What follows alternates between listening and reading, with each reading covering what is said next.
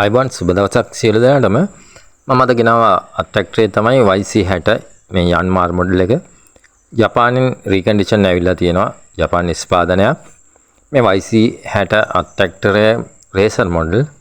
අතට මේ යන්මාර් ට්‍රැක්ටර වල එනවා රේසර් මොඩල්, බුස් මොඩල් කියලා. අතම ට්‍රැක් එක සම්බන්ධව තමයි මේ රේසර් බුස් තියෙන්නේ.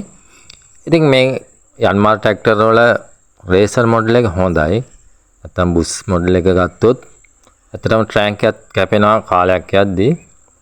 ඉතින් ඔබ ට්‍රැක්ටර් එකක් ගන්නවා නම් යන්මාරයක් ගන්නවා නම් රේසර් මොඩල් එකක් ගන්න. ඉතින් මේ යන්මාර් ට්‍රැක්ටරේට 4.50ක් කියනවා පේපර් සෙට් තියෙනවා. මේ ට්‍රැක්ටරේ තියෙන්නේ මම පහුගිය දවසක දාපු වීඩියෝ එකේ තියෙන යාඩ් එකේමයි.